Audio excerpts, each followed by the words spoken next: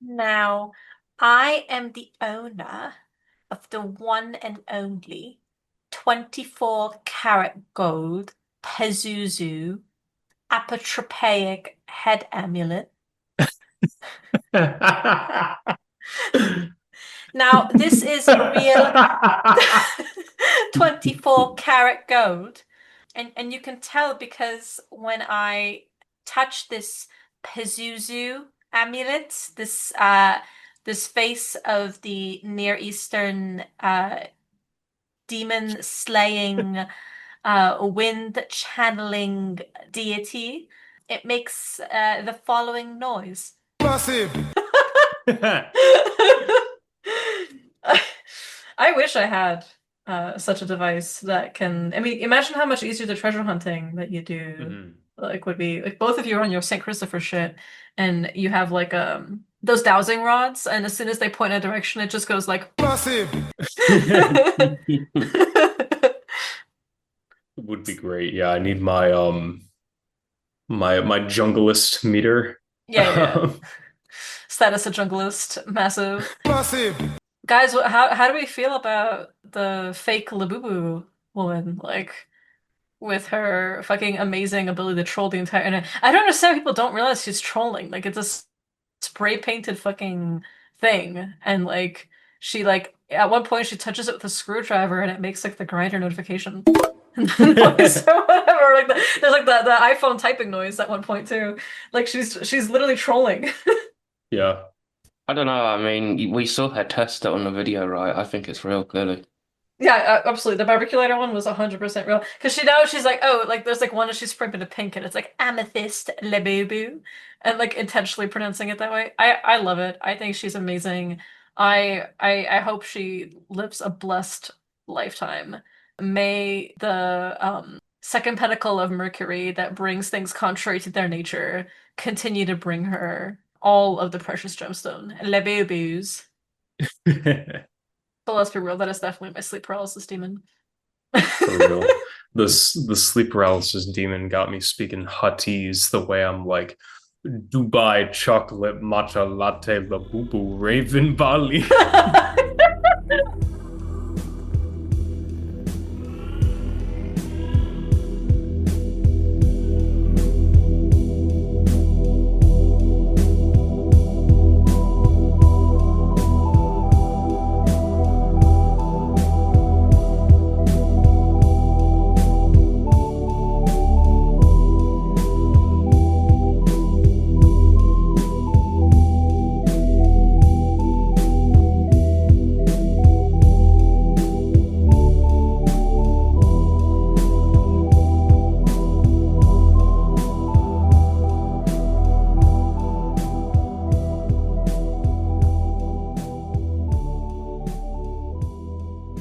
Be not alarmed at the fretful howls which you may hear. It's Sfinga, Hello. Salt, Yo. and brandishing a machete from underneath the bed key. The man who sleeps with machete is a fool every night but one. Exactly. Also, as this episode will later on convey, is genuine anti-nightmare technology. Very true. Yeah, you can be a fool every night and be one who is sleeping nice and soundly. Mm-hmm. As are we after you check us out on patreon.com/slash the fretful Oh my God, I love a smooth transition into REM sleep. We have a bonus episode every month curated by and just for our patrons, a Discord server where you can incubate dreams. We have Salt's Fantastic Almanac, a monthly live occult book club where we discuss a text of your choosing, show notes for every episode, and a whole tier for monthly group spell work from the three of us on your behalf. Elected by none other than Salt's Almanac. Very true. Also, remember to give us a like, rating, and review on Spotify, iTunes, or wherever you might be listening to us.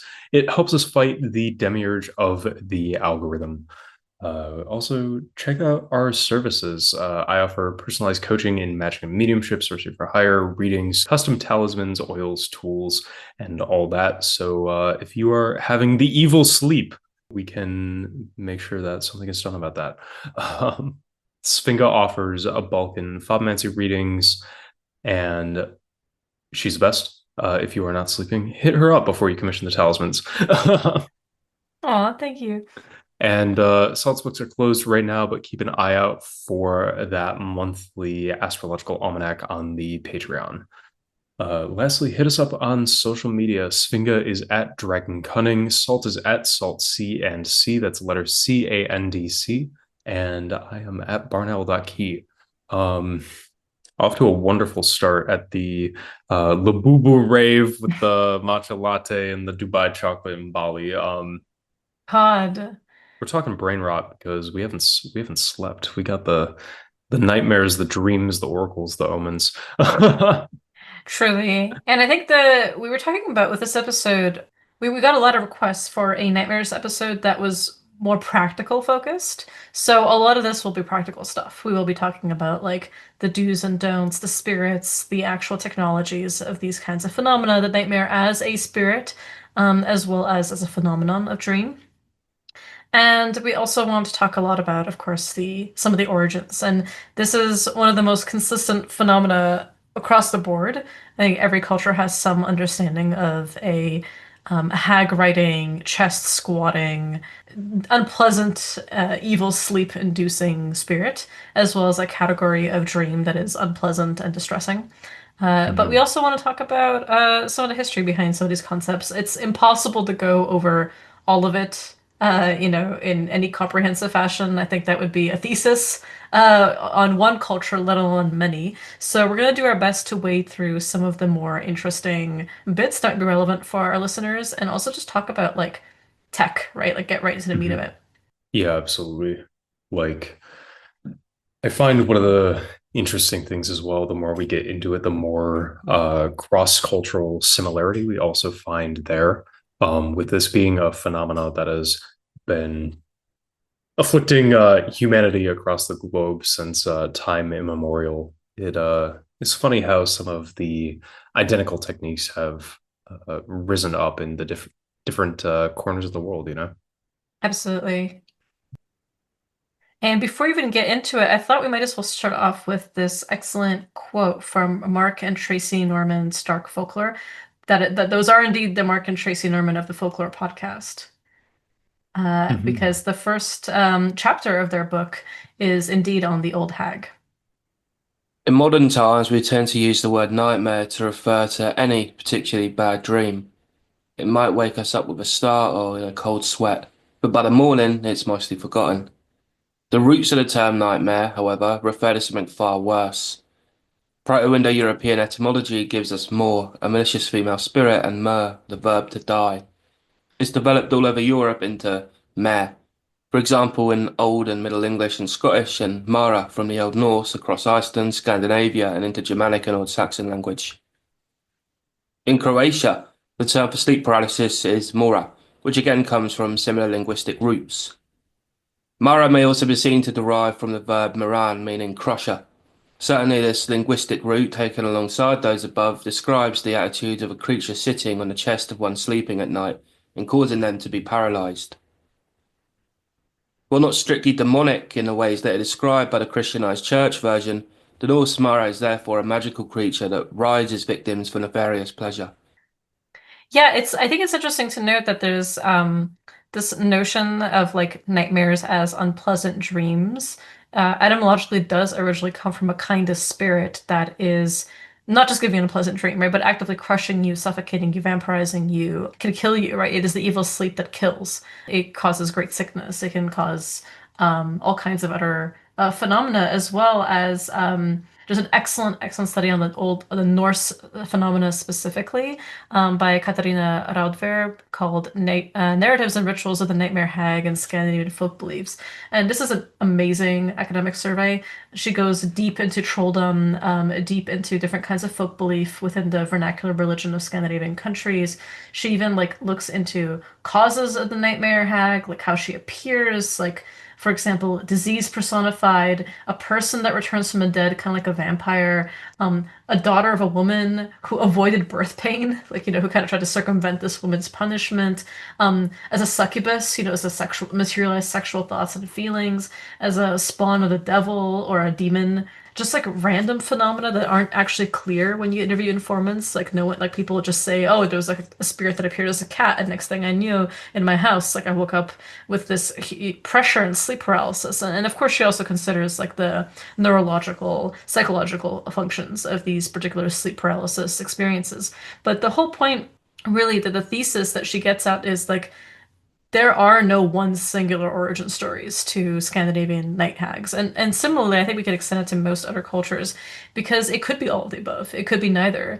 It's not inherently just one kind of spirit. It could be a witch, it could be a demon, it could be a vampire, it could be a restless dead, it could be a punishment. It could be a fairy. We'll get into plenty of these possibilities, but ultimately, it's a phenomena first, right? It is the both a kind of spirit in the sense that it's a phenomena brought about by spirits, as well as an action that spirits can perform or curses can perform, right? Yeah, absolutely.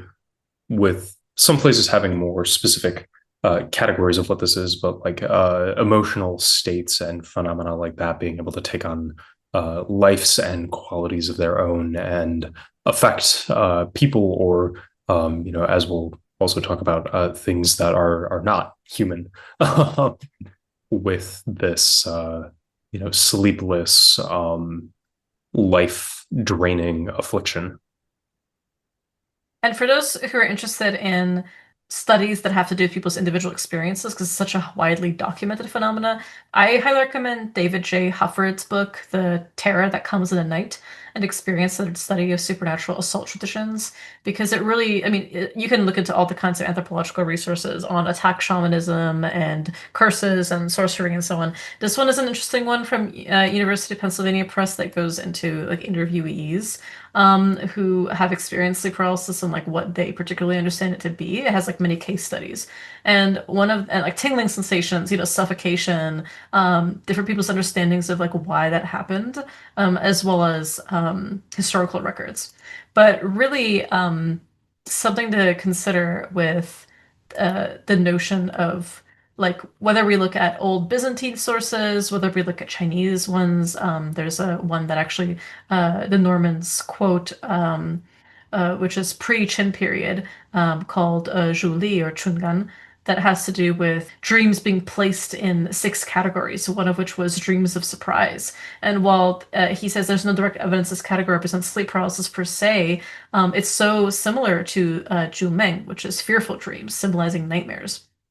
And this notion of, just only a few centuries later in the Eastern Han Dynasty, you get the written character being oppressed by a ghost at night and paralyzed young, which is really shifted. It's two characters together, right? It's ghost and oppression. So a nightmare is a ghost oppressing you, right? Which I think is also indicative of like this similar root etymology, right? Of like to crush somebody, like the crusher, right? To these death spirits or dead spirits that suffocate us. It's also the kind of the interesting overlap with evil chthonic night air mythologies, Yeah. with like, the ladies who shall not be named because the sun is down right now, but Mm. the things that come ultimately from these caves or similar portals into the earth and fly by night and oppress and take vital essence from people in their sleep, Mm. oftentimes having this categorical overlap as well, where one of these things, while it is stealing your fertility, might also be slav squatting on you and Slav shaking squat. you down for your whatever you got vital essence wise. Not Slav squatting. We do have an episode, episode 10, Super Incantation Bowl. God, that was a stupid name that I gave it. But it's on, anyway, it's on Incantation Bowls. It was a good episode, in my opinion, humbly.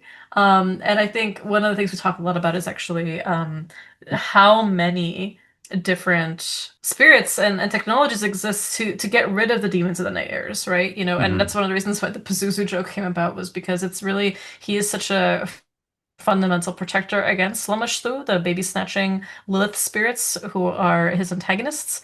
And the amulets that you see, the famous Pazuzu head amulets, really are meant to chase away these demonesses, right? He's able to destroy them and specifically subjugate these ill winds, right? These disease and infertility bringing winds that come in the night and take away the breath of children, take away the fertility of pregnant women, and are able to also, of course, suffocate and crush in the same kind of night hag fashion. And like I was saying, like really night hag phenomena could be several PhD theses and already has been, right? And I mean, from I think a lot about the amount of Arabic and physicians that have written about the kind of incubus-like phenomena or nightmare-like phenomena. There is specifically actually the Normans cite the Persian manuscripts Hidayat written by the physician Al-Akhawaini Bukawi in the 10th century, right during the golden age of Islamic medicine, where he was really writing on this condition and the treatment of epilepsy, which he saw as linked, right? And then, of course, you have Dutch physicians writing about this in the 17th century. You have lots of early modern sources that were looking into the exact kind of phenomena, and you know, hugely part of witch lore throughout. I mean, if you think about the amount of effort that Kramer expends in the Malleus Maleficarum just to talk about incubi and succubi phenomena, which he sees as inherently linked to sleep paralysis and night hags. That these are all really just evil things that happen to people that he wants people to be protected from. And so ultimately, I think as sorcerers, it's good to know that before we even get into spirits and get ahead of ourselves and talk about like nightmare prevention, let's maybe talk about why not all nightmares should be averted. And we're using nightmare here colloquially, not to mean types of spirits, but to mean unpleasant dreams. We're going back a little bit just to the colloquial definition, because it's impossible for us to say the word without thinking immediately like, well, you know, what most people say I had a nightmare, they mean unpleasant, uncomfortable dream that maybe included horrific imagery, unsettling, off-putting, events that happen, and you wake up and you're like, what the fuck was up with my brain that I felt the need to think these things? But of course, sometimes you need nightmares because you're number one, you're a witch, and Ouch! ouch, and half your dreams are that way. And you are surrounded by spirits who are inherently have a nightmarish vibe to them, a quality of them where the way that they manifest in dreams is that way. And I think it's important to note this, that we've made this mention a few times in the show before, right? That like when spirits give you dreams, often they are the whole dream. Every character in that dream is that spirit. It's not just one particular being that shows up and identifies as a spirit. And at the same time, sometimes individual spirits do show up and identify themselves in dreams. And there's ways of even telling that it's truly that spirit as opposed to just your mind. Different traditions have different symbologies that they employ for these kinds of things. I can't say out loud what it is that I look to for that, but there is a trait that I notice, and if I see it in a dream, I know I immediately become lucid and know that it's definitely like a spirit speaking truth to me in the dream.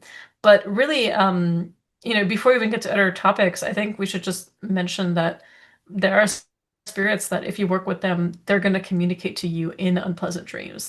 How many times have we heard mentors tell us like, oh, this category of spirits, you're going to have a dream of horrible things happening to your family, or you beefing with someone that you really love, or something really unpleasant happening, because that's one of the ways that they communicate with you or test you, or that's what happens if you've had a session with them right before you go to bed and their energy still lingers on you. It doesn't mean that they're inherently quote unquote bad entities to work with, but that is their nature is a little bit more infernal, and so you're going to start having those kinds of visions shortly thereafter.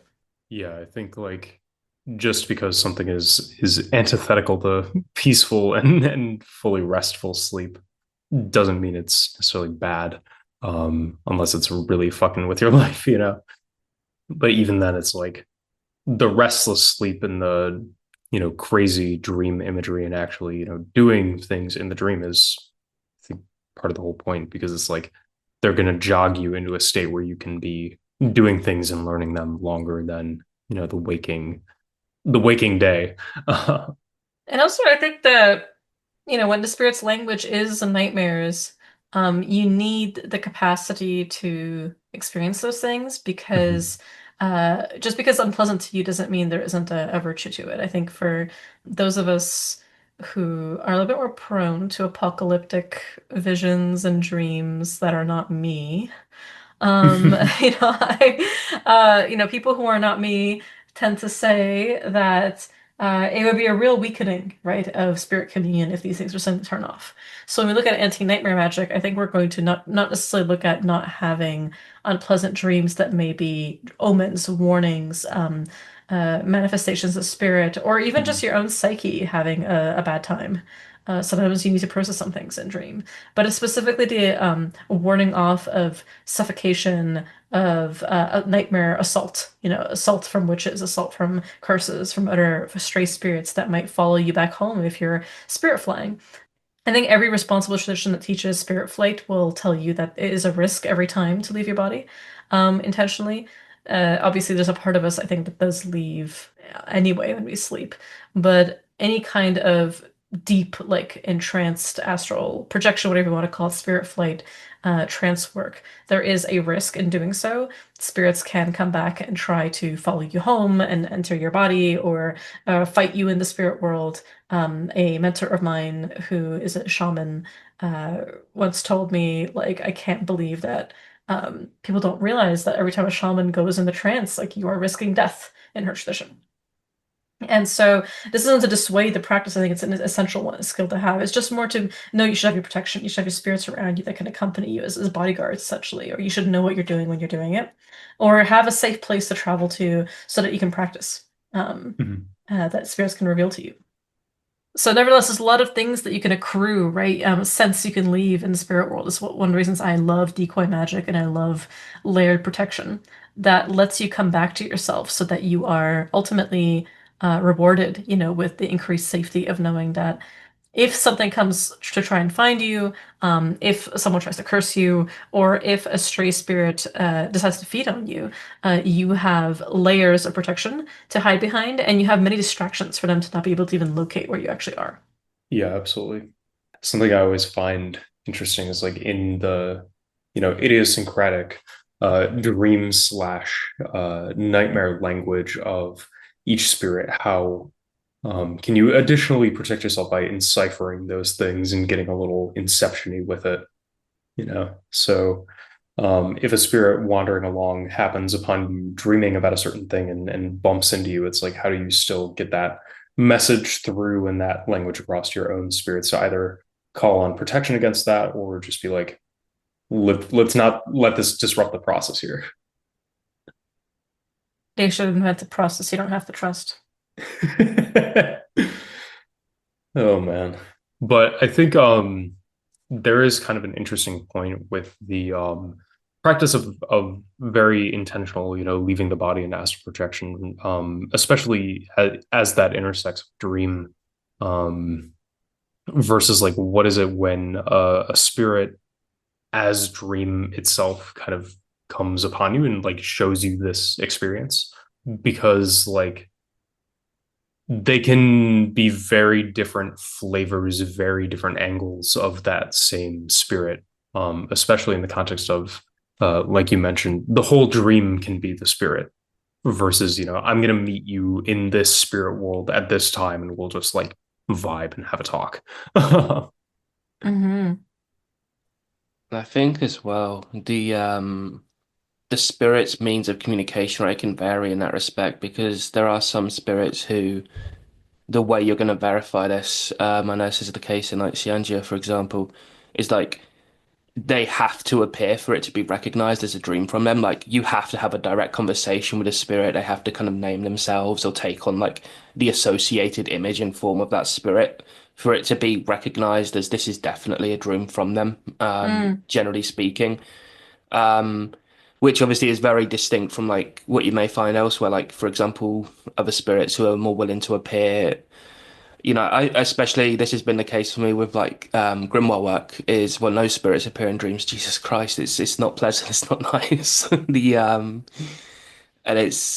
they rarely take they're rarely actually there themselves. But I do think that distinction is quite it's quite an interesting one to like be aware of because I don't know, it's interesting the way spirits vary the means by which they interact with us, right? And like the means to which they're willing to expose us to themselves, I guess. Yeah, yeah, absolutely. And in that case, you need the spirit to actually like advocate for themselves and be like, I am this person. Whereas, like I was saying, like that's not traditionally been how I have been taught to receive certain spirit omens and dreams, but that's because it's a different language, right? So it's not to say there's one particular method that is like the way universally. I think this is one of the reasons why we always emphasize like oral learning is because your tradition will have its own methodologies. And if you're not part of one, then you can ask your spirits, like while you're lucid, like, hey, when you come to me in dream to give me a warning, how should I know you by? I think it's one of I really love the technique of like keeping a journal where let's say once a week or twice a month you sit down with your spirits and just free form ask them to reveal information to you that might help your bond, like basically like you may not get anything during the session, like it may be blank, and then later on that night when you do the dishes suddenly you get a swarm of information, or it may be something comes through like a particular motif or an animal or an omen occurs outside of nature, where you go for a walk and like the first seven things that you find have some kind of relationship to what you're asking about. And that's also a good time to check in with your spirits to see warnings, things that you've missed, things that you can really talk to them about. I'm a big fan of just talking to your spirits as if they are people because they are people.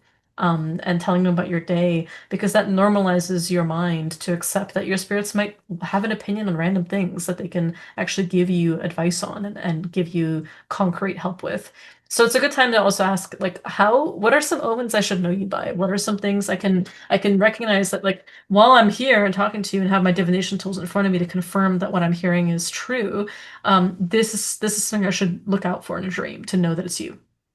Yeah, and like building up that dream interpretation vocabulary via that heraldry is like so important just to unlock this entire other world by which spirits can uniquely just be like, what's good?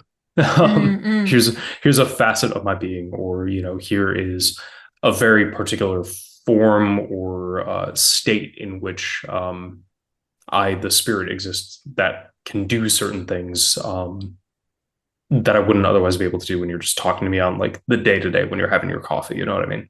Mm. I think as well, like one thing to be mindful of is nightmares or dreams that seem like nightmares because of how terrifying they are, only for them to not necessarily be what we would consider a nightmare, like especially a lot of divine visions, right? Like when you have these all-encompassing, absolutely terrifying spirits appear in your dreams. And it's just like you're completely shaken in a way that like no like bastard nasty spirit is ever going to make you. It's like, oh, this is the spirit I pay my devotion to. This is the spirit that I love. And oh my fucking God, they're terrifying and they're huge. Mm. What the fuck? This is like some cosmic horror shit, man. What? Mm. Actually, I think the first time I ever experienced that in dreams specifically was when I was, I think I was around 15, 16, and I was doing a lot of Enochian work at the time, deep purist style stuff, to the best of my ability. Unfortunately, no solid gold, but luckily access to a full, school tech and carpentry room. So that was where I learned like the tip of bending, brass sheet to make with tin snips and stuff like that to make a ring. Yeah, yeah, yeah. Um, the my experience with the Enochian practice was one of the rituals I did. I ended up dreaming of what essentially I guess, divine ocean or something like that, but like the waves were literally bigger than skyscrapers, and it was terrifying, man. Mhm. Like it stuck with me like that. Image has stuck with me ever since, and there wasn't anything particularly horrific in it. It was just the sheer scale and awe, right? Like the terror. And was that a nightmare? I don't think so. I think that was more in the category of divine vision, you know, blessing. And I think as well, like if we have a look at Anglo-Saxon dream poetry, for example, the Holy Rood is another good example of that, where he describes the scene of Christ's crucifixion and the horror of it, right? Like the sheer pain and suffering in that, and yet also the beauty that's shown through that very process, right? The redemption, the salvation of man. And this is a little excerpt from it here. Wondrous was the victory tree, and I was stained by sins, wounded with guilt. I saw the tree of glory, honored in garments, shining with joys, bedecked with gold. Gems had covered worthily the Creator's tree. And yet beneath that gold, I began to see an ancient, wretched struggle when it first began to bleed on the right side. I was all beset with sorrows, fearful for that fair vision. I saw that eager beacon change garments and colors. Now it was drenched, stained with blood, now bedecked with treasure. And yet, lying there a long while, I beheld in sorrow the Saviour's tree until I heard it utter a sound. That best of woods began to speak words. It was so long ago, I remember it still, that I was felled from the forest edge, ripped up from my roots. Strong enemies seized me there, made me their spectacle, made me bear their criminals. They bore me on their shoulders and then set me on a hill. Enemies enough fixed me fast. Then I saw the Lord of mankind hasten eagerly when he wanted to ascend upon me. I did not dare to break or bow down against the Lord's word when I saw the ends of the earth tremble. Easily I might have felled all those enemies, and yet I stood fast. Then the young hero made ready. That was God Almighty, strong and resolute. He ascended on the high gallows, brave in the sight of many, when he wanted to ransom mankind. I trembled when he embraced me, but I dared not bow to the ground or fall to the earth's corners. I had to. I love that one, like from the perspective of the cross itself, man. It's just Yeah, it's a beautiful one. I think you make a really important point too about the notion of something being terrifying or unpleasant or even the capacity of like literally being awesome, like all like full of awe, like striking you with awe is a natural byproduct of really big spirits and big spiritual initiations and experiences. So unsettling dreams sometimes can be great as warnings that like shit is off, and it's important to diagnose if it is true indeed using divination. We've mentioned many times before the adage of checking once with your spirits to see if it was them or if it came from a spirit. And secondly, if it's true, should you even worry about it in the first place? Because if the answer is no, it's okay. I've definitely Hmm. had spirits tell me it was me, but it was because I basically like walked through your body while you were sleeping. And it like fucked both of our shit up a little bit. And sometimes that's the case. Sometimes it's just like, yeah, it's spiritual in nature because you did a session. Like you did something magical right before you slept and you didn't cleanse, or you went to bed straight after because it was late. Or your dreams are influenced by your diet, by the arguments you had that day, by what you were thinking about. And so it's important to note that like there are many reasons why spirits might pop up and do really weird shit in your dreams. It's not all that important sometimes, but definitely check. And don't be so nervous if it's just part of the regular kind of regimen with your spirits to feel like it has to be something bigger than it is. You can always check. But keeping that option open is one of the reasons why we don't do magic to prevent like bad dreams or like uncomfortable dreams. Like it can be such a language for spirits to talk to you through. When we talk about protection, we want to talk about quote the nightmare, the hag, the whatever you want to call her. It's her. She slays, and she sits on you. And I think that, like I was saying, it could be so many different kinds of spirits. That excellent book by Katarina Rodever does a really good job of cataloging just how diverse the spirit group can be. But maybe it's better to talk about the phenomena itself as like a kind of thing that happens to people, because the causes, including the kinds of spirits that are responsible for them, are truly too numerous even to count. So one way of grounding our discussion of Mara, of nightmares, of Mora, of all these different kinds of categories. I actually want to look into how Rodver frames her study. So hers, again, is specific to the Scandinavian context, but I want you to hear how she kind of explains how she's going to specifically make her study work, like what are her methodological goals and approaches, and use that as a way to think through how to comb through like this incredibly large body of work. the study primarily focuses on the Nordic Mara material from a perspective that places it in its cultural and social context. The intention is not to write a biography of the Nightmare Hag figure for several reasons. The sources are far too heterogeneous in form and content. Further, they have a long chronology dating back to the oldest Norse text and are geographically spread all over Scandinavia and Finland. Instead of trying to unify all the elements in this corpus of both old and fragmented texts, many of them transmitted without any distinct context, the primary ambition is to underline a strong connection between the conceptualization of the Mara and general ideas about clandestine correspondences, illnesses, and misfortune, using the conventional umbrella term witchcraft in the pre-industrial Nordic region. In order to do so, three aspects of the Nightmare Hag are emphasized throughout the study. First, no other figure in vernacular religion in the region shows a similar long-term continuity as the term Mara and motifs associated with it. Presenting the recurrent theme, however, does not constitute an argument in favour of unchanging beliefs. Rather, it indicates how a certain cluster of motifs in a term remained the framework for a credible explanation for a long period of time. Claims of continuity of this sort have been called folklore's problem child by Stephen Mitchell when discussing both methodological and political aspects of the matter. And the latter affected the study of folk beliefs after the Second World War, when folklore and its heritage from the 19th century, Romanticism and nationalistic ideologies, were associated in general with a broad range of conservative conceptions of long-term cultural continuity in terms of ethnicity and space. The continuity in the narratives and rituals surrounding the Nightmare Hag are of another kind and appears to have persisted during both the Catholic era and after the Reformation as an existential dimension of life, and the moral weakness and depravity of those who make use of clandestine knowledge recurs across political as well as religious shifts. Secondly, the Nightmare Hag in this study is seen as an element in narratives about other beings, shapeshifters, healers, and fundamental conceptions that provide the basis for the continuity. Thus, it is less a continuous belief in a particular that is represented in the text, but rather the logic of practice and reasoning. Third, both the narratives of the Nightmare Hag and the rituals performed to keep her away are heavily invested with references to power relations and obviously to gender definitions, but also to the relationships in small-scale communities. As analysis of the Mara records indicates, there are references to maintaining hierarchies as well as more rebellious elements in the stories, though most of them depict corrective behaviour. The vast majority of the records describe some kind of punishment meted out to the Mara.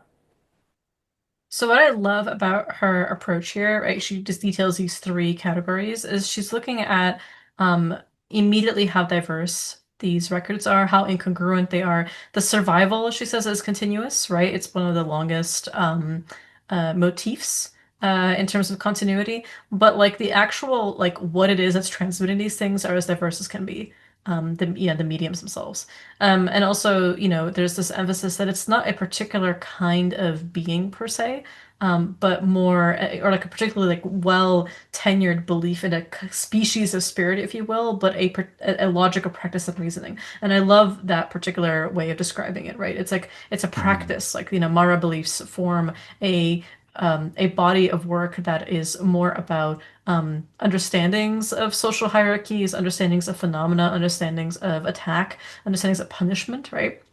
And of course, that has to do with these spirits are indubitably gendered female, and also are associated with both those kinds of like of witches and also those spirits that like punish people as well as are themselves punished because so much of the technology around them is how do you actually thwart them, right?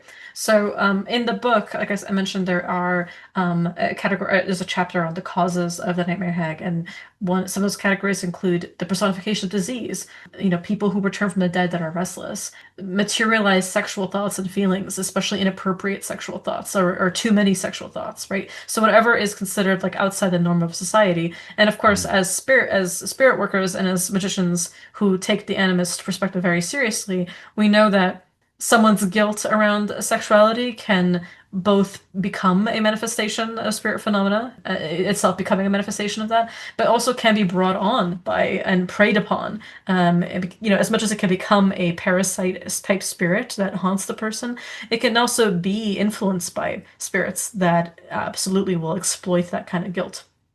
Mhm. And furthermore, there are some spirits that will simply bring it about themselves. So it's never an or situation. It can be compounded heavily.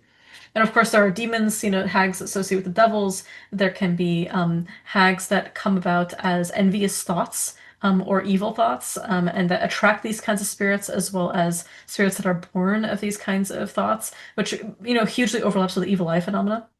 Mhm. So the hag as a kind of evil eye that is sent as a manifestation of incredibly strong and fixated envy is certainly one. And of course across cultures, like especially like where I'm from in Serbia, the notion of the mora, the noćnica, these are spirits that are considered to be identical with witches at times. It's sometimes it's said that like for example, a person born in a call, if they're female, will become a mora or a noćnica or a veštica, these witch type categories of hags when they die. If, for example, they remain unmarried or something like that, which is just pure misogyny, obviously. But Mhm. sometimes there's like, oh, well, they being born in the call grants certain kinds of mystical powers. And with men, they tend to be associated quite positively. They become a weather sorcerer, like a zduhacz or a vetrovniak or an oblachar. Or they can become, when in manifesting in women, it can become a slightly more antisocial power because of misogyny, or it could just become a witch power for both. It's just that how that power is regarded can be obviously tinged through the lens of what does it mean for a woman to hold a kind of spiritual power, right? That is not inherently used immediately for the benefit of the community, but might be used to Mhm. liberate herself from the community's shackles. So all these things are obviously going to be in play regarding the kind of sociological consequences of witch power. But it's important to note that hag phenomena, even when we speak of it as like a noun that seems like we're pointing to a particular kind of spirit, is ultimately, much like the evil eye, a weapon or a form of kind of spiritual oppression that can simply be a condition as well of a curse or of an envious Mhm. gaze like the eye. Yeah, like in even kind of like thinking about the phenomena, and in your description there, it's deeply arising from and born of inversion and feeds itself through that inverse in many ways. Like kind of at the outset of the episode, just joking with myself about like the Night-Mare being like the horse like being that tramples you in your sleep, but it's like what is the with all of the punniness of it, what is the thing that is you would normally ride that instead rides you? Of course, the horse, Hmm. which deeply fucked up alliteration there. Still to that point of the inversion of the peaceful sleep is the nightmare. The inversion of the social order is the mora, and all that good shit. But to quote a good friend of the pod, that's witchcraft, baby. Some man think they're bad man because they take in chains, but there's some spirits out there taking people's good dreams, isn't it? Mm. Very true. And like you were saying, but sometimes certain categories of spirits just not only communicate through this form, but also punish through this form, right? Yeah, yeah, absolutely. I mean, there's if you've crossed the wrong taboos or you irritate the wrong spirits. I mean, we have so many, examples from what is it when we read a lot of demonological texts from the early modern period, for example, and quite often who are they preying on? Well, it's people who have engaged in some kind of sin, right? And Hmm. like you're saying, like there's a very strong social dynamic involved in this. But the notion of the devil as punisher, as acting out justice in his own kind of twisted way, because that's who he can punish, right? Like he has, so I guess, permission from God to punish people who have engaged in certain sins. And that element of punitive action, I think, when we consider it in the lens in like in relation to the Nightmare Hag, is something worth examining, right? Because it contextualizes it. It gives us one potential reason for why this might be happening is when someone engages in a trespass of a certain kind and that offends certain spirits. And obviously, we can very much take that out of diabolic context and apply it elsewhere as well. Because it's not even just the devil and demons, right? It's also even fairies. Like, I know in Romeo and Juliet, for example, Shakespeare says about Queen Mab, right? That she has the power of making nightmares, and there's also an inference both of pressing, and there's also another implication to what he's saying here.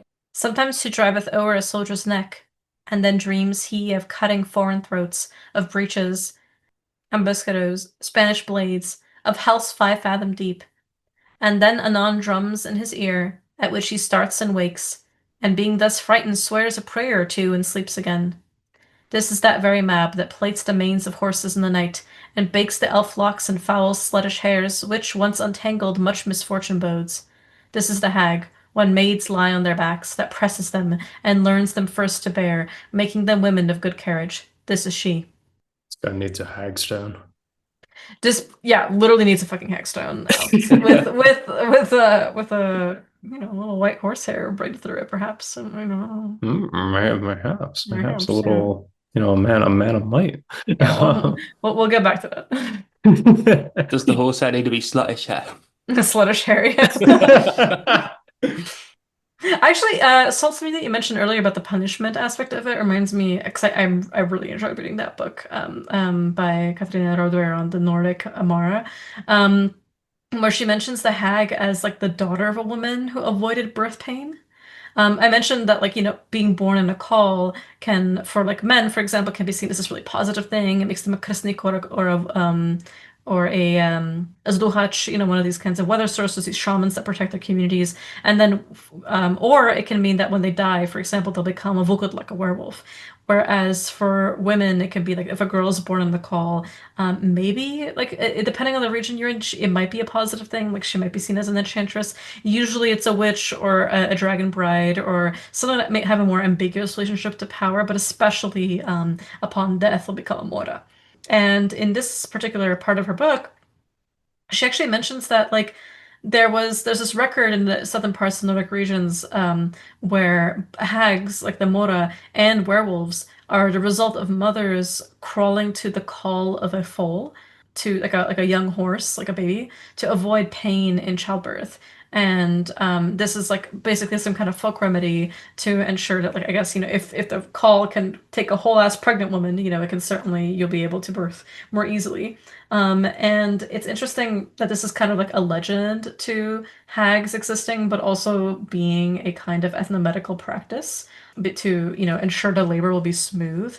And yet there's a note that like, well, it's probably, it may be possible that no one even did this necessarily, but this is a part of a more complex tradition of Mara and werewolf both as victims of a curse, and that women who try to kind of escape the kind of pain of childbirth, which may be their lot in life, according to a certain religious text, certainly, nevertheless can cause a kind of rupturing of what kind of soul is able to incarnate, right? So it's interesting, right? There's werewolf and Mara histories, much like werewolf and vampire histories, are not terribly different from each other. And so the idea that like the werewolf or the nightmare hag is a punishment for the mother's sin is an interesting way of both, like, obviously through cultural misogyny, keeping women in their place, as it were, and certainly denigrating the wisdom of midwives and healers who know how to mitigate pain. But at the same time, is to me, I look at some of these things and I'm just like, well, it's just so witchy. Like, hell yeah. No, genuinely. I wanted to ask as well, in the Balkans, do you guys have cases where, sleep paralysis specifically, where it's really just a spirit trolling? Like it's kind of contextualized more as a prank or a minor offense. It can be. Yeah, Mhm. it can be. Like sometimes it's often seen as like an assault for sure. Like I would say that most of the folklore record speaks of these situations as someone cursing you or a spirit suffocating you. It's definitely treated quite serious as an assault, especially if it's recurring, right? If it's a one-off, it can just be a prank. But there's stories for sure of fairies pulling pranks like that on people, and the kind of classic story of a fairy riding a horse until it's too tired to walk, and the next day you go up to your horse and it's just like barely conscious.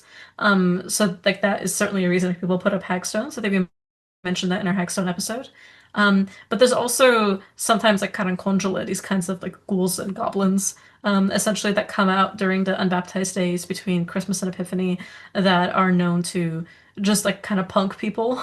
Like they can be, they're certainly scary and people do fear them as like a thing that can suffocate you at night, but like sometimes they attack more like as a joke. And Javeli, which are devils, from the Greek diabolos, can be pranksters. Like they can be very scary beings, but they also are known to pull pranks on people by hag riding them for sure. That's what we like to see. We like to see the funny stuff, right? It's just like it's like one of those weird old school YouTube prank videos where like someone genuinely assaults another human being and it's like it's just a prank, bro, I swear. It's like some spirits kind of be that way, unfortunately. The spiritual vine. It is kind of spiritual vine. I mean, what's yeah, well, I have an excerpt here from Albion's England, specifically the 14th book from the 1606 edition. Um, and this one is kind of similar vein, right? It's like Robin Goodfellow basically trolling a napping shepherd. And there's a little excerpt here, but I wanted to mention right after that the majority of the context of this is basically a polemic where Robin Goodfellow is complaining about how much he misses England being a Catholic country. oh my God, yes. Because they had a little bit more power over the country, the fairies specifically at the time. Because obviously, the associations at the time this was written with Catholicism and superstition and all of that.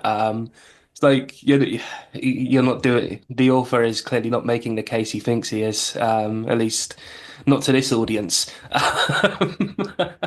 So true, besties. But yeah, here's the excerpt. As he lay betwixt sleep and waking against a green bank's side, he spied a round of fairy elves and lairs of other kind, who in their dancing so charmed him that though he waked, he slept. Now they pinched him and tickled about, and on and off him leapt. Amongst them, of bigger bulk and voice, a bare-breeched goblin was, who at their gambols laughed like the braying of an ass. At once the shepherd's bagpipe, where they also used it, was hushed, and round about him they, as if in council, sit. Upon his whole face, the breechless lair set his buttocks bare, bespeaking thus his view compeers, like Caiaphas in his chair. Poor Robin Goodfellow, sweet elves, much thank you for this glee. Hater behavior. Mm-hmm. It was like this fairy is teabagging this guy like in CS:GO. Oh my God. Oh God. That's a combination of words I never thought I'd hear. Counter-Strike and fairies, dear God. You imagine the rage. Said it for you. You're the CS:GO man. I'm gonna think about this all night now. Like this is gonna haunt me forever. Well, speaking of things that haunt you forever, I do think it's good to note as well that livestock can also be afflicted, right? Oh yeah. Like I was Mhm. mentioning, like actual horses that get ridden, but other kinds of livestock as well. It's like livestock as a front line of defense that get cursed first. When witches throw or when spirits attack, it's also literally a manifestation of your wealth if you are living in an agrarian context. So it is something that will take it first even before you do. Yeah, absolutely. And like even themselves having similar symptoms to the people who can be afflicted by this, the dairy animals like the cattle give less milk, draft animals are too tired to pull anything, domestic animals cry out in their sleep when ridden by the mare. All of these phenomena directly overlapping and really just being indicative of the vital essence loss as a result of these beings who go by night. So joking earlier, this guy needs a hagstone, but for sure, a reason why they're hung above the bed and also in the barn. I also think it's important to mention of like what happens when like a non-human, non-animal thing is having a nightmare too. Yeah, absolutely. which can certainly get esoteric and kind of weird pretty quickly. But what does it mean for for a spirit to sleep, and B, for a spirit to be having a nightmare? Be it a spirit of the of grandma, or a spirit of a place. Like, what does it mean for a forest to be sleeping and having a nightmare, and how does that affect everything in it? Um, please don't have me be in there when that's happening, but something to think about. The horrible things that the years of wheat hear in the night. hmm Mhm. And just kind of going back to that, the earlier like central thesis of like the nightmare as a practice, the nightmare as an inheritance of this is definitely not one category of being, because you got to be freaking it to be giving a nightmare to a building. But it is. All right, that one got me. I there are some good found footage horror movies that are essentially what it's like for a building to be having a nightmare. Could also conjure up the entire infernal hierarchy and get the same results quite quickly as well, if you'd ever wanted to try it. I don't know why it would, but Yeah, this is why you guys are into the Faustine texts, okay? Like that, those are the ones that are like call everybody. At least that our Mhm. grandmas are like call whoever you want to. Whoever seems relevant for the task at hand. But definitely check out the Norman's book, as well as Radovir's book and Hufford's book, and many more that exist on the hag phenomenon. There's this is one of the most studied aspects of, I think, folklore globally, really, because I think that's one of the ways that you can also talk about like what it is to have a subjective experience of the other world is everyone's had a dream. And even if you don't attribute dream phenomena to spirits or to anything beyond the psyche, it is at the very least it is at the very least a glimpse into what it's like to be possessed by something that is not fully your conscious mind. Much in the way that being angry and saying, I don't know what took over me, why I flew off the handle like that, that wasn't me, is a way of being possessed by an emotion. Mhm. Or being having a crush on someone that's really, really intense and it fades is being, possessed by that crush, for example. So Mhm. it's a way to kind of, um, in an embodied way, reflect on what it means to have multiple kinds of spirit influences on you at all times that are also you and are aspects of your soul matrix. So that if that concept isn't something that you grew up with, it's a good way to kind of jog your perspective into what that might be like to and already exist in that state, right? But before we get into additional kinds of protection, I think it might be worth noting that if you sending nightmares and evil sleep is a whole category of spells that exist across cultures. And while it would be an infinitely long episode to even go into what those techniques might be from all of our particular traditions, we might as well go back to our favorite. It's not even a PGM, it's PDM this time, but it is in the Hans Cederbets anthology because there's a whole section in the PDM, Mhm. specifically PDM 14, that starts at 706 and ends around 738, that are prescriptions for quote unquote evil sleep. So this is ways to send people bad dreams. Presumably, these aren't inherently ways to send the mare, you know. Some of these are just poisoning people, for the record. Mhm. Actually, most of these are poisoning people. It is Yeah, like, I don't know, gall of a horned viper, seeds of apples, pat them together, made a ball, put it in the food, or like, take a just opium, straight up opium. straight up opium to mandrake root, water, honey, henbane. Like, yeah, you give that to me, I will definitely have evil sleep. Um, we have a mutual friend who had like loves to travel with this bandana that has the Saturn Kamiya on it. It's really pretty. But because of a skin condition that she has, she always needs like a pillowcase that is not the original pillowcase. It's like one that she washed with her own detergent that like laundry detergent that is safe for her skin. And we were all in the same place once and we saw her sleeping with that bandana over her pillow and a friend came in, looked at her and was like, "Why is she trying to incubate evil sleep to herself?" Um Mhm. but like that As that uh-huh. As just an aside, evil sleep is such a fantastic term for like a magical effect. It is, yeah.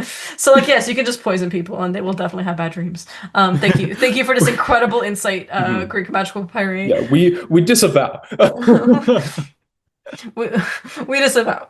However, there are so many ways of actually cursing people with sending them mare. Whether it's summoning mare type spirits in your tradition, creating like literally like a skull candle that you inundate with the same kinds of things you might, feed someone in the PDM to Mhm. give them a nightmare.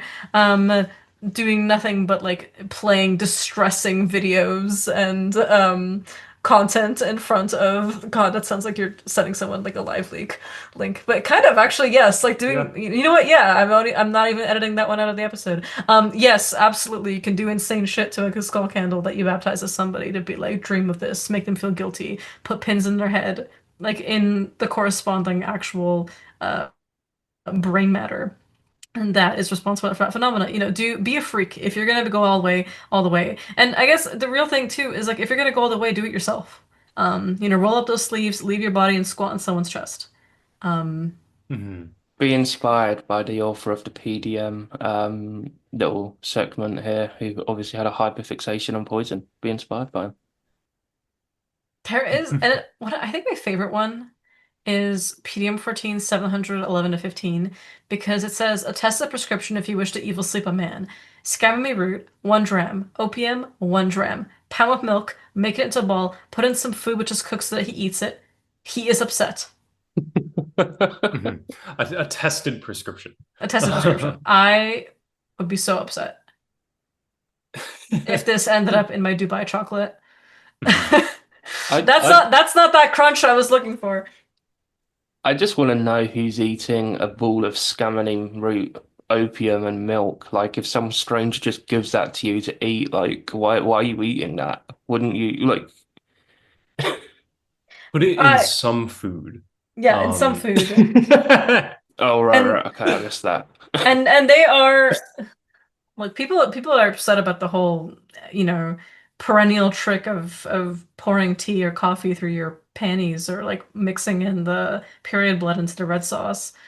This is way more unhinged than that. mhm.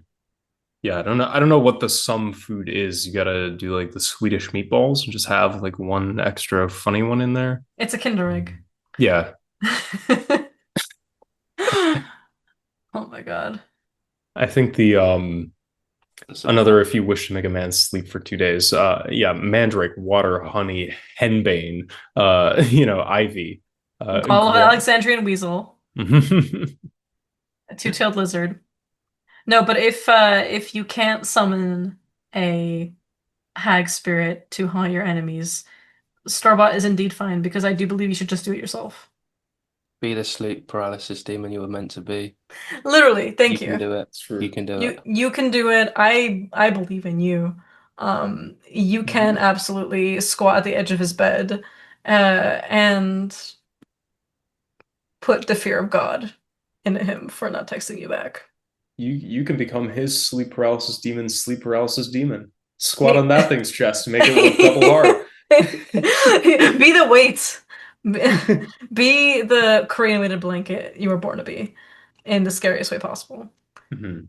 And if you really, really want to be a nightmare, start quoting Joseph Peterson. Yes, I actually do love those Instagram reels where it's like POV or sleep paralysis demon is Jordan Peterson because it is the only relatable content that I'm able to fathom these days.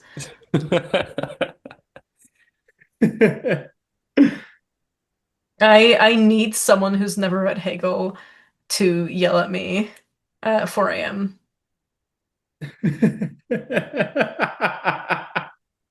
Oh my God. On that carnivore diet grind in our dreams.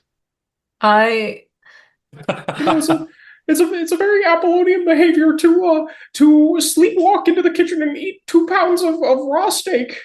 I do believe that diet would give me the cholesterol that would make cursing me with evil sleep completely irrelevant. Yeah, any thing going by night that tries to squat on your chest just slides right off. No, It's not just like greased. that. Like now, yeah, now Yeah. that just sounds like a defense mechanism. But yeah, God, there's not much more to say about this. If you know how to do it, you know how to do it. Mhm. And if you don't know how to do it, you can ask your spirits to teach you, or you can ask a mentor to teach you that knows how to do it. One of my mentors was like, you can either fly or you can't. But if you can fly a little bit, you can fly a lot with training. Mhm. So if it's there, it's there. But for God's sake, make some decoys, learn how to shapeshift, learn how to cover your tracks, learn how to appear as somebody else. Um, if you're gonna guess like Gatekeep Girl Boss, do it right. Real cosign. There are so many cosign because that was some real shit you just said. Because there are so many techniques in all the traditions I've ever studied that are like, and here's how to look like somebody else, and here's how to not get caught, and here's how to appear. If someone is gonna cleanse the curse off of them, here's how to appear. So that like when they scry it or when they crack the egg in the glass and scry it in the egg, the face that appears is not your face. Mhm. Um, and it's worth doing that if you are indeed going to be nasty. And we don't endorse being nasty unless you that is between you and your gods. I was gonna say I endorse it only on cops, but go ahead. It is the frightful howls maxim. If you're gonna do it well. You- Don't let us down, but also don't do it unless you have a reason to be doing it. I'm just saying municipal politics are one of the most essential forms of Yeah. politics. You Oh start yeah. start local, bury the lead tablet in their yard, move forward. Yeah, just uh, an action that can only be described as direct as sitting on one's chest. Um, BK approved direct action. yeah. When they said by any means, like come on, guys. All right, how do we get rid of the mayor? Yeah, how do you stop all the shit we just told people to go do? So my advice for this personally is gonna be don't eat the weird ball that's in your food. I just think that's a good idea. Like, Great first tip. I agree. Key, how do you prevent nightmares? What are your go-tos? Oh man. I mean the man who sleeps with a machete is a fool every night but one. I think all three of us at one point we're talking about this episode were like we were all taught as like a first line of defense is have literal weaponry around your bed. Yeah, Scissors under your head, right? Like a machete, like a sword, a gun, like a rifle. My mentor swears by a rifle trick, and who the hell is gonna fuck with him when he has that? exactly. Yeah. Like one that I always liked was the utility knife, the machete, the axe is another one that was common around where I come from. The fork and knife from the dinner you had that day, if you suspect you were evil slept, Mhm. cross them under your pillow and sleep on top of that. One of the other things that I find really useful is implements that are used to control animals, Mhm. especially like a horse halter or stuff of that nature, like bridles and things that are very how do you control the mare? It's the thing that controls the mare, of course. But Mhm. yeah, steel. And then another one, I'm very particular about the orientation of shoes, just as a thing that can influence everything else you have going on. So there's like a lot of, in the ethnographic like hoodoo voodoo or conjure etc literature from the states and multiple different informants and time periods. It's like the shu feng shui um, will Mhm. determine whether or not you have a nightmare, have a good dream, dream prophetically, don't dream at all, what you dream of and where and when and why. So consider that just as a little something something. Then just my panacea for everything. Rosemary and lavender bundled together under the pillow or above the bed will prevent nightmares. that is the panacea. I just want to say as well, you mentioned like items used for managing livestock and shoes. So does that mean if you go to sleep wearing cowboy boots, you're just going to be immune to any kind of bad dream? Like, is this where we're going with this? I just want to confirm. Like, do you have to wear cowboy boots as you sleep if you want a double protection? Have you ever seen a sad cowboy?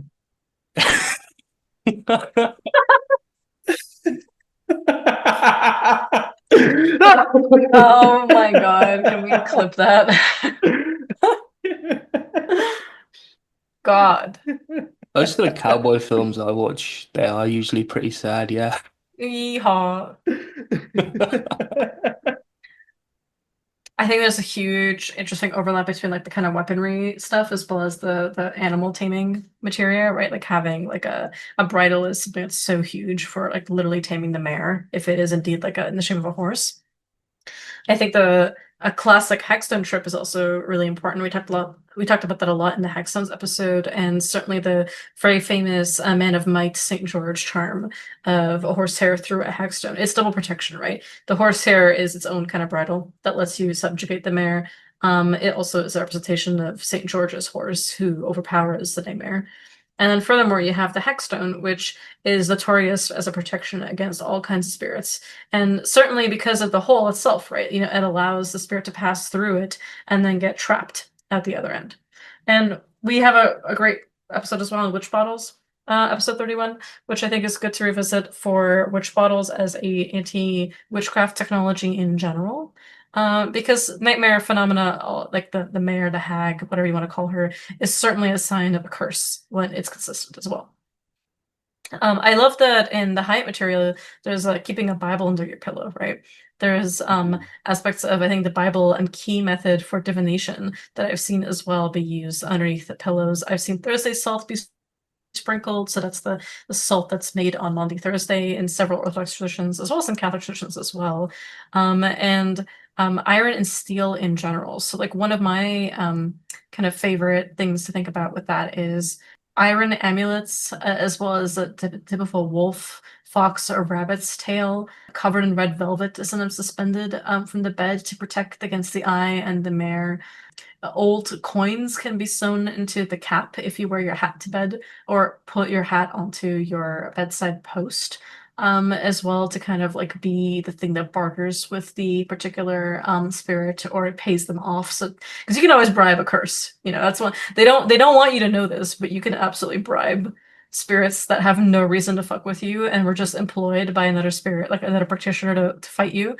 You can absolutely just pay them off and be like, nah. And they're like, you know what? I did too much effort to fight you anyway. Like this is a reason why you gotta be careful when you're hiring spirits to do Malefica. Like, can they be bought off? And if so, like for what price? Yeah, exactly. You do not want the imp that for a piece of silver will turn itself on you, you know? So Exactly, yeah. But also I think in Prilep as well in Serbia, it's known that like you can have miniature implements, so miniature scythes, axes, hoes, razors, knives, sickles, and so on, ward off the evil eye as well as the hag when they're made in iron or steel and they're placed above your bed or they're kept in your breast pocket or they're like hung as a charm. And if they break in half, that means they took a hit for you, kind of like a Nazar breaking. And there's many more of these kinds of particular amulets. Finding a snake on St. George's Day that you split its head open and put a coin inside of it, and then you carry that together, or just the coin itself is great against nightmares as well as the eye. A lot of the anti-evil eye technology overlaps with this because they're seen as similar related phenomena that are sent as a curse and can be results of spirits, but can also the evil eye when sent against someone can cause suffocation at night. So there's an ambiguous relationship there as well. Certainly throwing millet on the floor with certain oral charms can cause these spirits to have to count them, right? So they can't actually attack you. So sowing millet around your home is seen as a good protection. Obviously, a sacrificed rooster against a home, especially to the hearth, boosts it so these spirits can't come through the chimney. Sowing animal teeth or silver coins, and animal teeth specifically, wolves are most common, but can also be other kinds of the heart of a hedgehog, for example, or a black wolf's claw, or an onion that's spread through a snake's head is really good against nightmares that bring illness. I know one really famous one is in the Czarnoryska district is to put a horseshoe in the diapers of a child, which is quite heavy. But it's specifically when they're being baptized, so that as they're Mm. being baptized, and then you can take the horseshoe out and put it over their crib. And so both, and you're hiding in the diaper so the priest doesn't notice, right? And that way, both the baby and the horseshoe have received the same blessing, which that prevents the baby from sudden infant death syndrome or these other kinds of things that are attributed to Night-Mare. But the best herbs of protection are undoubtedly valerian, garlic, yew, rue, love and a mist, hawthorn, blackthorn, rosemary, dogwood, the common fern.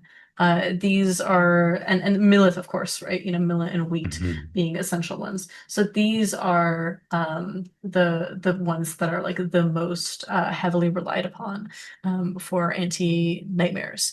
And also the classic putting nettles in your roof protects you against lightning, but also protects against spirits that might hop on the roof to cause damage. Mhm. That whole, what does it mean if a nightmare is afflicting a house? Exactly, yeah, which they can because the house is also a Mhm. reflection of the people in it, and the house's rooms are like the organs of the head of the house, which is the woman who leads it. Mhm.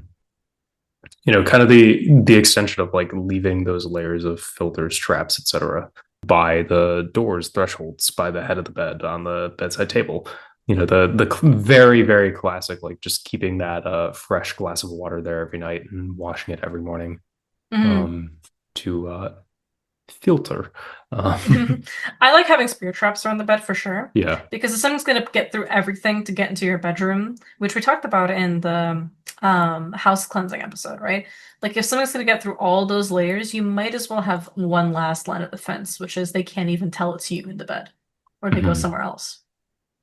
Yeah, I think way, way back, like in So You Think You Can Ward, Mhm. the decoy doors technique, Yes. where mini spirit doors where it's not even my business. I have no idea where the fuck they go. But Mhm. you know, see what happens. Yeah, absolutely. But it's interesting to note the overlap, right? Iron, Mhm. steel, or silver and gold. Paying off the devil with gold is such a classic technique across different systems of folk magic. Mhm. The idea that like always have a little bit of gold no matter what form it is in your pocket so that you can pay off the devil in case he tries to come for you is one I think I've heard in almost every single tradition I've ever studied. Mhm. Animal handling implements, weapons, chthonic animals that are particularly ferocious, right? Like the wolf teeth, the hedgehog heart, the serpent head, and so on. Red pepper, garlic, pepper, salt, Mhm. hyssop, dogwood, blackthorns, things that prick and pull apart these spirits, things that like prevent the suffocation.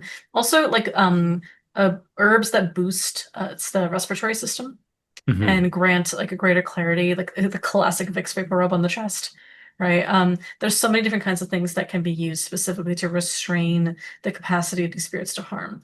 And certainly, I think having a good decoy of like a sleeping version of you that a part of your spirit invades when you sleep so that that is what is seen and that is what is trapped. And I was trained always to put these decoys under big buttressed roots of trees you have a pact with so that Mhm. the tree itself will protect things. And in some ways, when someone tries to attack, they have to meet it on your turf, right? On your patron tree or your tree that like you are protected by spirit realm. And then they can't necessarily worm their way out of it. You can force the attack to happen on your own terms so that Mhm. you're you have the high ground, Anakin. Yeah, Eh, exactly. With all your tools and et cetera, yeah. conveniently in reach or buried around. Well, there is a thing about sleeping with your magical tools nearby, Yeah. especially the weaponry ones, because one, you can grab them when you're spirit flying, and two is that they are there. Having a scythe over the or a sickle over the bedside table, or over Mhm. the mast, right? It's a very common thing in Western Serbia where I'm from, which is the Zduhach when they leave their body, it's their wife or their child that is raking and scything over their mouth so that the spirit, when they come back, it's them that comes through and not a different kind of spirit. Because hag riding can be a phenomenon that occurs to someone who's actively in trance, right? It's when something else tries to go in, doesn't belong there. And Hmm. folks know that I love charms to restrain anger. I wrote a post about them with Command Command, just because I find them interesting as like a thing to do for clients. Back when I took a lot of client work, oftentimes it would be kind of like conflict resolution stuff that these came up to be like really great to practice with. And this one specifically, the PGM 10 2435, is also what I incorporated in the Aphrodite's Charms for Reconciliation that I put out with Key for as a fundraiser for our Kimanda Kabla. And this one, it does work against accusers, people who are gossiping about you or lying about you or slandering you. But it also says against phobias and nightmares. So it's an interesting social link, right? I mean, the Hmm. heavy chest crushing anxiety of someone lying about you or spreading a horrible rumor about you, which is unfortunately just like a not terribly uncommon experience, is a kind of, what is that soul crushing weight? What is that inability to sleep? And it's interesting that this charm, which is against, it works against enemies and people who are lying about you or accusing you, but also against phobias and nightmares. These phenomena are related by the effect they have on you, right? The kind of vitality and fertility they take from you. And so I think it's an easy one to make because it's just engraving a gold or silver lamella. And I've certainly done it on parchment to great effect as well. And keeping it under your bed, I think is a great one just to have. Yeah, absolutely. One of the most, Swiss Army knife of the various lamellae you can make out of PGM 10. I do love going through the PGM, looking at fun lamella to make and just doing it on parchment or doing it on papyrus. Hmm. No reason not to armor up. And not never a bad idea to have some of those Mars Pentacles against witchcraft on you as well. Hmm. I mentioned before, I have a lot of love for the fifth pentacle of Mars because it's terrible into demons. But the sixth one, to be unharmed by weapons and to cause weapons to turn on their users, is just a great one for anti-witchcraft, especially. So, like, okay, a spirit that is employed by somebody to harm you, or just like physically like a weapon that might be turned against you. It's a good one to have, especially if you're in positions where you might need that. But the third pentacle of Mars, which causes war and discord, that's what you could use to send hag activity on other people. Hmm. Yeah, I find that the Saturnian pentacle as well, that's set the Satan upon him one, Yes. Yeah, yeah, yeah. is also very, very good for nightmare and disturbed sleep type phenomena. Mm, yeah. The third pentacle of Saturn, it's good for use at night when you invoke the spirits of the nature of Saturn. Some of those guys are hag riders, right? Hmm. And then the fourth pentacle, which, executes, ruin, destruction, death, all those things, right? But also like brings spirits that bring good news, if made correctly, is also one that can be totally used for that end. I that said though, those are the obvious ones. I think that probably one of the best ones for like sending hag activity is actually the sixth pentacle of Saturn because it makes people obsessed by demons, right? And Yeah. so it can make people actually obsessed with working with demons in unsafe ways, which is a way occultists can curse themselves better than you can curse them. It also is one that is interestingly like being obsessed with demons also just means demons are set upon you, right? Hmm. And so I find that, as Salt was saying earlier, that activity is hugely associated with their attack. Hmm. Yeah, the first lunar pentacle as well has some applications here. Mhm. Opening the right door at the right time when that night hag happens to be passing by. Um, That's a good point too. And I would say that in that way, we mentioned this a few times, and not to be a dead horse or a dead nightmare, haha. But the fourth pentacle of Mercury, which gives access into hidden things, one of the most hidden things in the world is someone's mind or someone's dream, right? It is inherently hidden from you. You cannot necessarily read it or look into it very easily unless you are a master scryer, And so one thing that's a good way to gain access to both presumably a victim if you're being nasty, or as working that as protection for yourself to block access, to close roads to seeing what is most hidden about you. Absolutely, yeah. But people have been emailing me a lot asking if I was willing to make those horsehair Man of Might charms, the one that Reginald Scott in Discovery of Witchcraft Preserved and is quite well known as an anti-nightmare technology. I ended up making a few for friends whose children were having just unpleasant dreams in general, because as much as I was saying, unpleasant dreams are not a thing to eliminate completely with magic. For little children, obviously, you can work those charms completely to use against nightmares in the broadest sense of the word.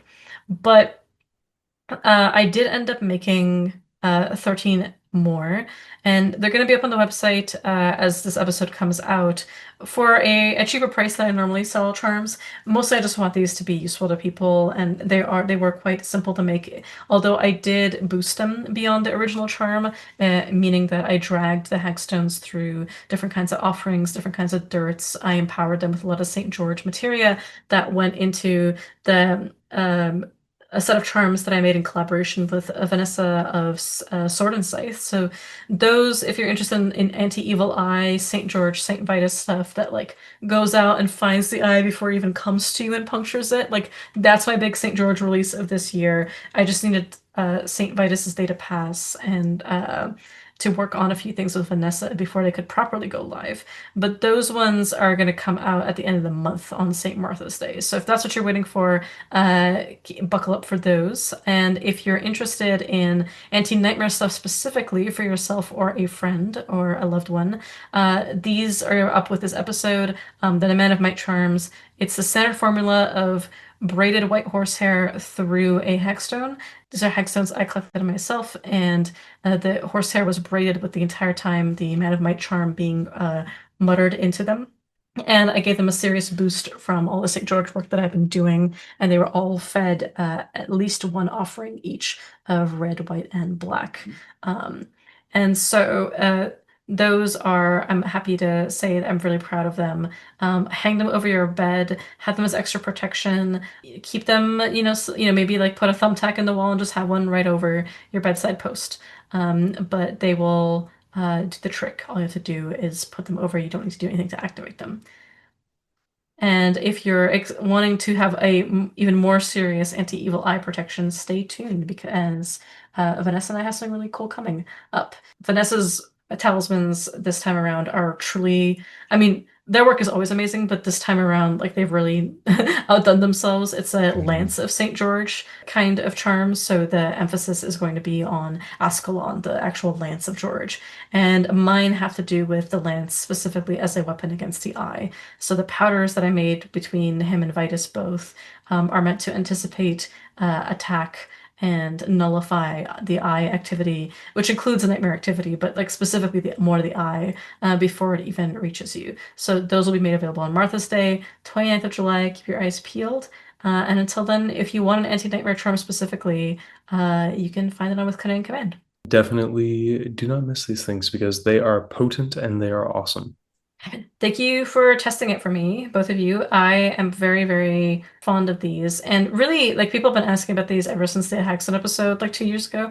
But I got a huge influx of emails fairly recently. Like I would say it was like the last 2 months I got a lot of them. And it was all this kind of the same structure too. It was really interesting. And I was like, okay, people sense that I'm up to George stuff. I wasn't originally planning on making them, but since I had all the materia and I had all the offerings, it was actually really easy to put them together. And I'm really, really proud of how these turned out. I think they're pretty, the knots, horsehair is slippery, but the knots are durable. And they are going to be, I have mine over my bed for many years now, and it's done me right. No surprise at all. I think that the Akashic record for me is Nightmares by New Dad. It's such a bop. Has to be. This one should have so many more views on YouTube than it actually does. Yeah, and for me, it is the Opadon remix of Mr. Sandman, which You have a history with that one. oh yeah, heard it at a club and lost my damn mind. Yeah, you were floating like 4 inches off the ground. hmm But yeah, if you want to summon a little sleep demon of your own, it's a good remix. Totally. And to no one's surprise at all, the license to depart is the Man of Might charm, in plain English as opposed to Old English.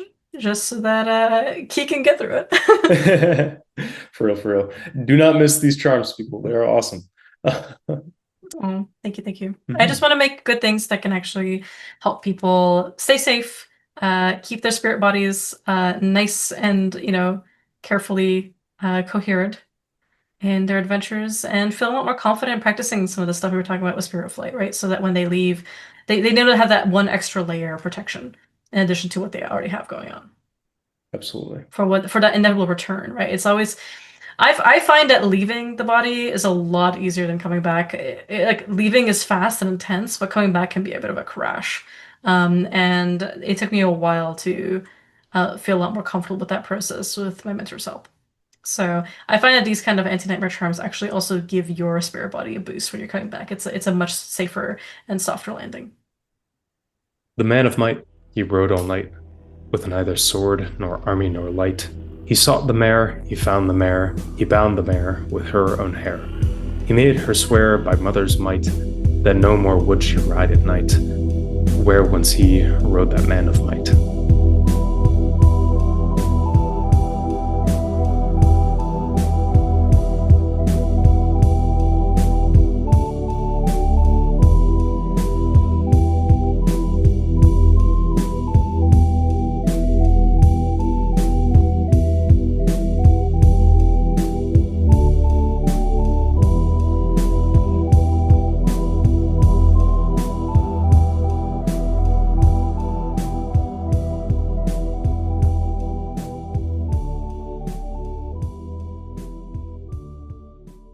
Blah boop boop.